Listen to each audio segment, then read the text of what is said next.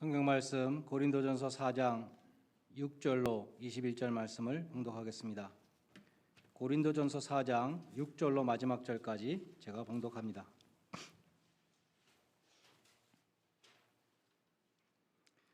형제들아, 내가 너희를 위하여 이 일에 나와 아볼로를 들어서 본을 보였으니 이는 너희로 하여금 기록된 말씀 밖으로 넘어가지 말라 한 것을 우리에게 배워서 서로 대적하여 교만한 마음을 가지지 말게 하려 함이라. 누가 너를 남달리 구별하였느냐? 네게 있는 것 중에 받지 아니한 것이 무엇이냐?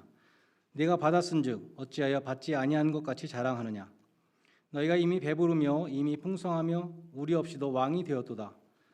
우리가 너희와 함께 왕노릇하기 위하여 참으로 너희가 왕이 되기를 원하노라. 내가 생각하건대 하나님이 사도인 우리를 죽이기로 작정된 자같이 끄트머리에 두셨음에 우리는 세계 곧 천사와 사람에게 구경거리가 되었노라. 우리는 그리스도 때문에 어리석으나 너희는 그리스도 안에서 지혜롭고 우리는 약하나 너희는 강하고 너희는 존귀하나 우리는 비천하여 바로 이 시각까지 우리가 줄이고 목마르며 헐벗고 매맞으며 정처가 없고 또 수고하여 친히 손으로 일을 하며 모욕을 당한즉 축복하고 박해를 받은즉 참고 비방을 받은즉 권면하니 우리가 지금까지 세상의 더러운 것과 만물의 찌꺼기같이 되었도다. 내가 너희를 부끄럽게 하려고 이것을 쓰는 것이 아니라 오직 너희를 내 사랑하는 자녀같이 권하려 하는 것이라. 그리스도 안에서 1만 스승이 있으되 아버지는 많지 아니하니 그리스도 예수 안에서 내가 복음으로 너희를 낳았음이라. 그러므로 내가 너희에게 권하노니 너희는 나를 본받는 자가 되라.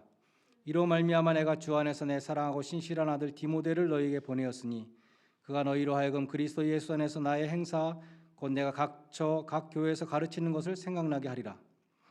어떤 이들은 내가 너희에게 나아가지 아니할 것 같이 스스로 교만하여졌으나 주께서 허락하시면 내가 너희에게 속히 나아가서 교만한 자들의 말이 아니라 오직 그의 능력을 알아보겠으니 하나님의 나라는 말에 있지 아니하고 오직 능력에 있음이라. 너희가 무엇을 원하느냐? 내가 매를 가지고 너희에게 나아가랴. 사랑과 온유한 마음으로 나아가랴. 아멘.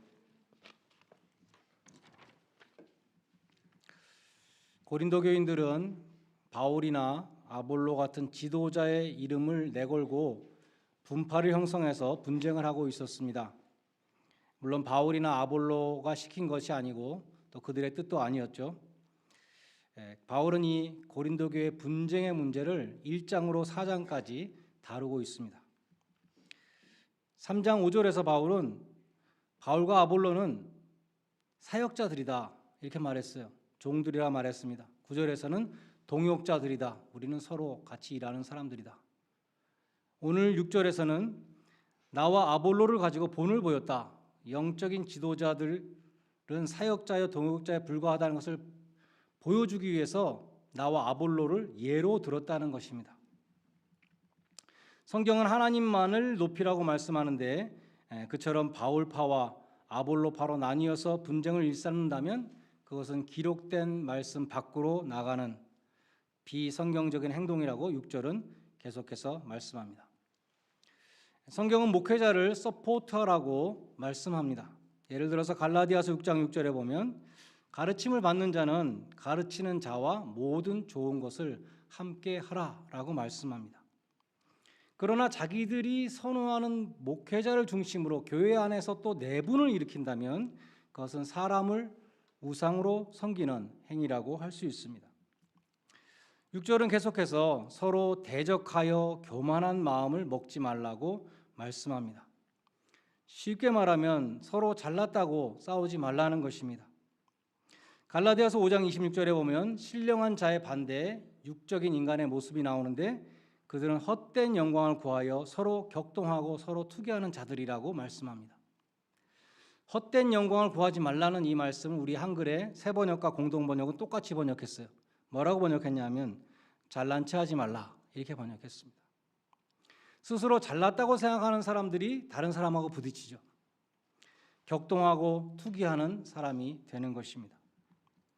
오늘 본문 8절로 13절은 교만한 고린도 교인들, 그 바울 일행의 처지 이것을 대조하면서 말씀하는데 여기 약간의 sarcasm이 들어가 있어요. 조금 냉소적인 표현이 들어가 있습니다.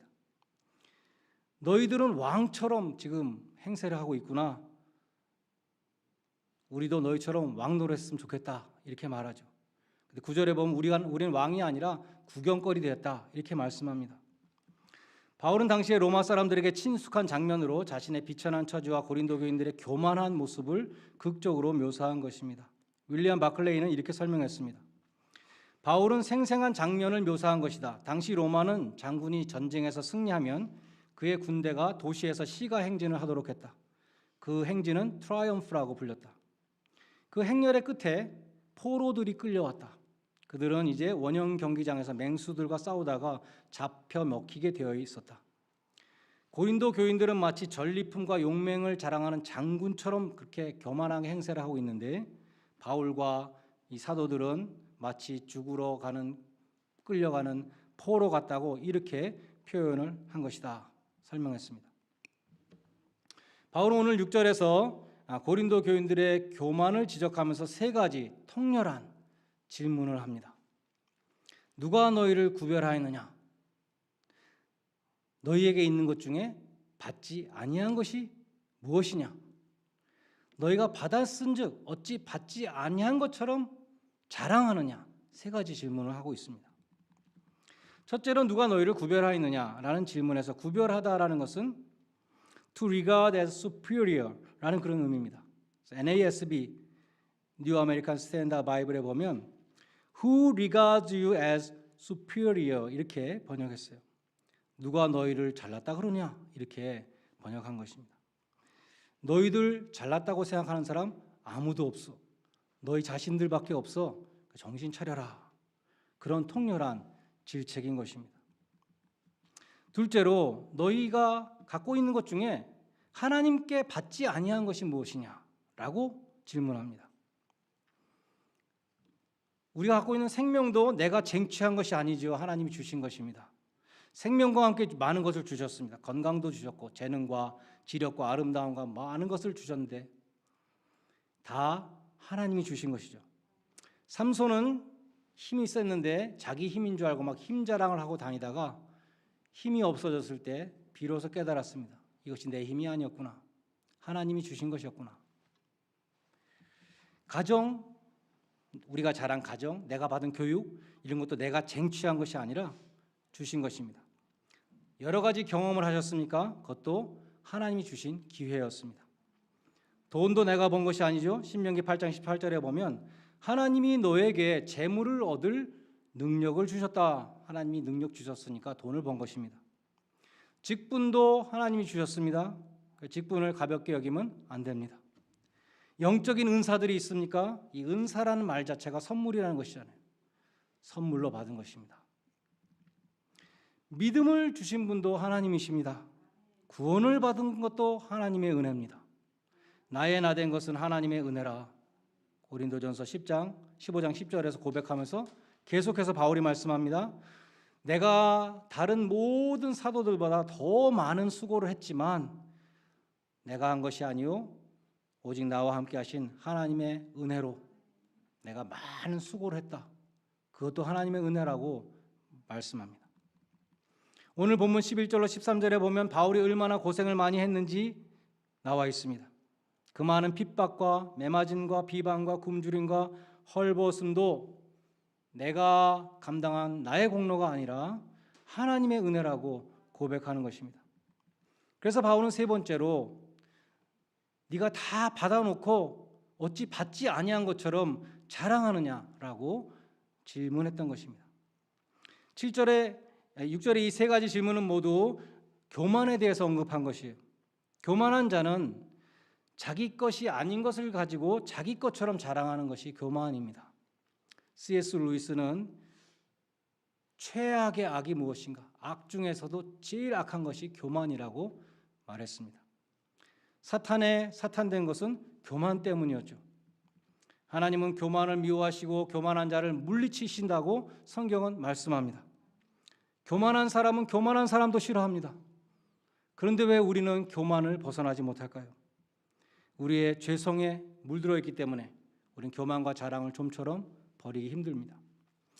바울은 내가 이러한 자랑을 한다면 정말 어리석은 사람이다. 그런 어리석은 자랑 세 가지를 말씀했어요. 고린도후서 11장에서는 자신이 걸어온 가시밭길을 열거합니다. 그 많은 고난들을 내가 자랑한다면 정말 어리석은 자랑일 것이다 라고 말씀해요.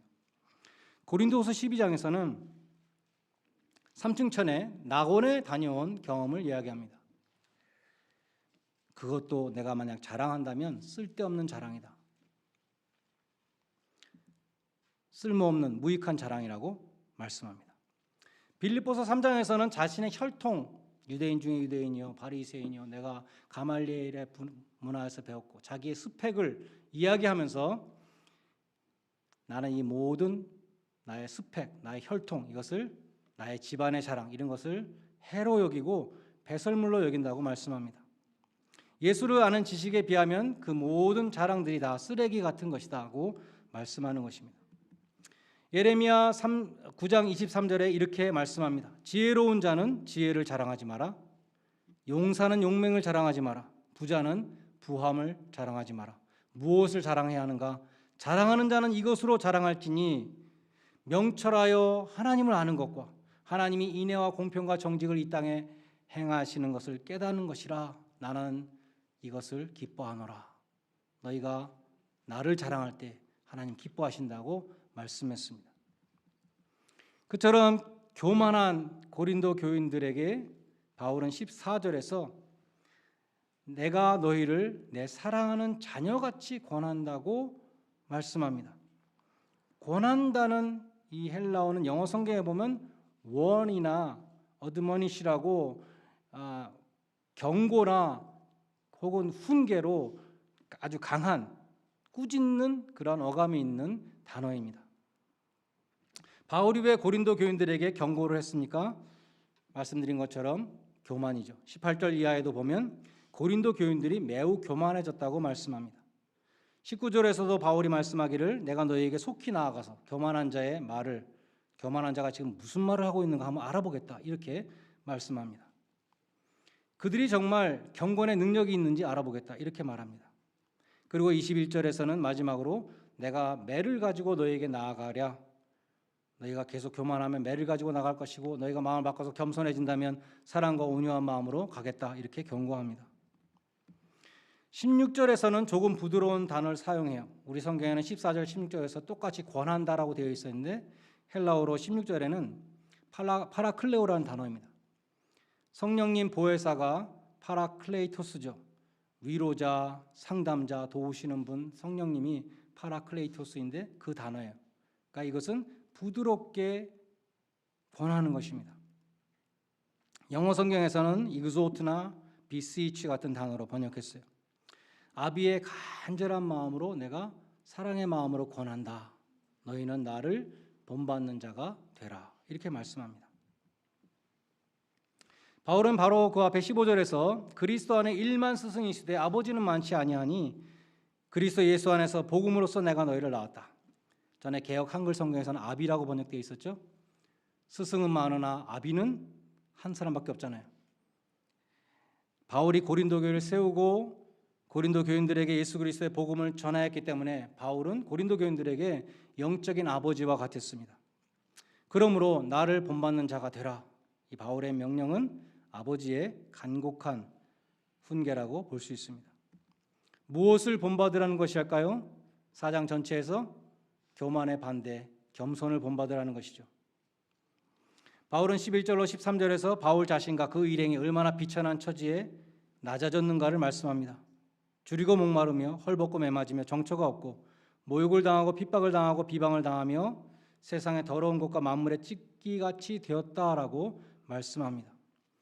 근데 너희들은 배부르고 부요하고 왕노릇하면서 교만한 마음으로 서로 분쟁을 일삼고 있으니 얼마나 통탄할 일인가. 나를 보고 겸손을 본받으라 이렇게 말씀합니다. 사실 바울이 나를 본받으라고 하는 말씀은 좀 지나치지 않은가? 바울도 인간인데 그렇게 생각될 수도 있죠. 바울은 고린도전서 11장 1절에서도 비슷한 말씀을 하는데 거기에 보면 내가 그리스도를 본받는 것 같이 너희는 나를 본받는 자가 되라 이렇게 말씀해요. 헬라어 문장 구조하고 영어 문장 구조가 똑같은데 영어에 보면 follow my example 이게 먼저 나오고 그 뒤에 as I follow the example of Christ 뒤에 따라 나옵니다. 우리는 예수님의 모범을 눈으로 못 보고 성경을 통해서 읽잖아요. 그래서 바울처럼 예수님의 모습을 실제로 보여주는 모델이 있다면 주님의 형상을 본받는 일에 큰 도움이 됩니다. 일례로 우리가 체조를 배운다고 생각해 보세요. 체조를 모든 동작을 글로 썼다면 그 글을 보고 그 동작을 하는데 얼마나 어렵겠습니까? 근데 어떤 숙련된 조교가 나와서 딱 동작을 한번 보여주면 한 번에 따라할 수 있게 되는 것이죠. 성경에 기록된 예수님의 모범들을 딱 보여주는 사람이 있으면 많은 도움이 되는 것입니다. 바울이 그런 사람이라는 것이죠. 또 바울은 빌립보서 3장 17절에서 나를 본받으라, 그리고 우리를 본받아 사는 사람들을 유심히 보라, 눈여겨보라, 이런 말씀도 해요. 바울을 또 본받는 사람들이 있었습니다. 디모데 같은 사람이 있었겠죠. 그 사람도 잘 보라, 그리고 따라하라는 뜻입니다. 바울은 자기만 본받으라고 말씀하는 것이 아니라 우리를 본받아 사는 사람들을 주목하라고 말씀합니다. 디모데나 에바브로 디도 같은 사람들을 가르칠 것입니다. 결국 바울처럼 그리스도를 본받아 사는 사람들을 가르친다고 볼 수 있습니다. 나를 본받으라, 나의 겸손을 본받으라고 말씀했죠. 그들의 교만을 경고하고 나의 겸손을 본받으라, 결국 예수님의 겸손을 본받으라는 말씀입니다. 마지막으로 바울은 고린도 교인들을 사랑했기 때문에 그들을 아버지의 마음으로 훈계했습니다. 바울은 자녀를 스포일시키는 아버지가 아니라 자녀를 훈육하는, 영어로 디스플린하는 아버지였습니다. 디스플린은 기독교 가정에 꼭 있어야 하는 것이고 교회에도 꼭 있어야 하는 것입니다. 칼빈은 교회에, 참된 교회의 증표 3가지가 있다. 그런데 거기에 디스플린이 들어가 있어요. 장로교 세례 문답집에 보면 참 교회의 증표가 무엇입니까? 라는 문제가 있습니다. 정답은 하나님의 말씀의 전파, 올바른 성례의 집행, 그리고 권징에 충실한 시행입니다. 간단히 말하면 교회에는 말씀과 성례와 권징이 반드시 있어야 된다. 이 3가지가 없으면 참된 교회가 아니라는 것입니다. 교회의 권징의 목적은 잘못을 저지른 사람을 바로잡고 교회의 순결을 유지하는 데 그 목적이 있습니다. 권징에는 경고라는 것도 있고 수찬 정지라는 것도 있죠. 지금 바이든 대통령이 낙태를 찬성한다 그래서 캐톨릭 교회에서, 바이든이 캐톨릭 교도잖아요, 수찬 정지를 내릴까 말까 지금 고위 성직자들이 회의를 하고 있잖아요. 성찬을 못 받게 하는 그런 벌도 있습니다. 심하면 엑스커뮤니케이션, 출교를 명하기도 합니다. 그러나 이런 권징이 이제는 교회에서 완전히 사라져 버렸죠. 그리고 교회에는 허울 좋은 사랑이라는 말만 풍성합니다. 근데 권징이 없습니다. 그래서 교인들을 바로잡지 못하는 것이죠. 사랑의 매라는 말이 있는 것과 마찬가지로 사랑에는 징계가 포함되는 것입니다. 성경에 보면 하나님도 그 사랑하시는 자를 징계하신다고 말씀합니다. 히브리서 12장 5절에 보면 하나님이 사랑하시는 자 곧 아들과 같이 대우하시는 자를 징계하신다고 말씀합니다. 잘못을 내가 했는데 징계가 임하지 않는다. 그 사람은 사생아라고 성경은 말씀합니다. 내가 잘못을 했는데 하나님이 이상하게 징계를 하지 않는다. 하나님은 나에게 특별한 관용을 베푸시고 하나님은 나를 사랑하시는가 보다 라는 것은 착각이라는 것입니다. 성경은 그렇게 말씀하지 않습니다. 오히려 내가 버린 자식이 아닌가 두려워해야 하는 것입니다. 로마서 1장에 보면 내버려두는 형벌이 나와요. 어려운 말로 유기의 형벌이라 그러는데 24절에 보면 하나님께서 저희의 마음을 정욕대로 더러움에 내어버려 두사 저희 몸을 서로 욕되게 하셨다. 26절에도 하나님께서 저희를 부끄러운 욕심에 내어버려 두셨다고 말씀합니다. 내어버려 둔다는 것은 상관하지 않는다는 것입니다. 자식 취급을 안 한다는 것입니다. 우리 자녀들이 머리가 커지면 이제 부모들한테 참견받는 거 싫어하잖아요. 그렇지만 돈이 필요할 때는 연락을 합니다. 교회 다니는 사람들도 하나님 간섭을 부담스러워하죠. 내 마음대로 하고 싶어 하지만 필요할 때는 기도를 합니다. 그렇지만 내가 좀 탈선할 때는 하나님이 좀 눈 감아 주시고 하나님이 그럴 수도 있지 이렇게 말씀해 주시면 참 좋겠다. 그러다가 징계를 받으면 아니 하나님이 나를 사랑하지 않는가 보다, 나를 버리지 않는가 보다, 또 이렇게 낙심을 하는 것을 보게 됩니다. 그러니까 진실은 성경 말씀은 정반대라는 것이죠. 하나님은 사랑하시는 자를 징계하시고 버린 자식은 아무리 나쁜 짓을 해도 상관하지 않으신다. 그것이 성경 말씀이에요. 그냥 내버려 두는 것이 저주입니다. 징계는 축복입니다. 하나님이 아직도 줄을 끊지 않고 계시다. 나를 붙들고 계시다. 그런데 줄을 끊어버리는, 내어버리는 그 형벌이 가장 무서운 형벌입니다. 징계는 아직도 하나님이 사랑의 줄로 나를 끌고 계시다는 증거입니다. 반대로 내가 하나님의 품을 떠나서 죄의 사슬로 내 몸을 감고 있는데도 하나님이 아무런 징계를 안 내리신다면 버린 자식인 것입니다. 그러므로 우리는 하나님으로부터 징계를 받을 때 낙심하지 말아야 합니다.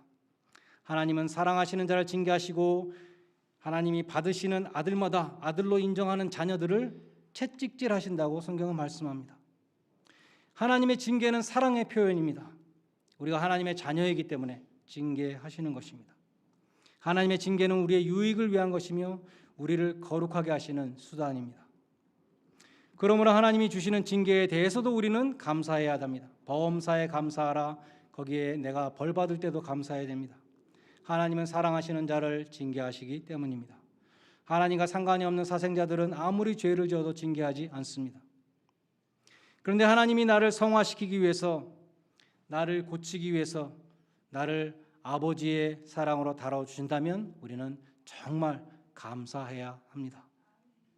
하나님이 죽어 마땅한 죄인을 심판하지 않으시고 용서하셨고 또 이 세상에서 디스플린을 통해서 끊임없이 하나님의 거룩한 성품을 닮아가게 하시니 무한 감사드립니다 라고 고백할 수 있는 믿음의 성도들이 다 되시기를 주님의 이름으로 간절히 축원드립니다. 기도하시겠습니다. 하나님 아버지, 성경 말씀을 통해서 하나님 아버지께서 우리에게 말씀하실 때 그 말씀을 교훈과 경책으로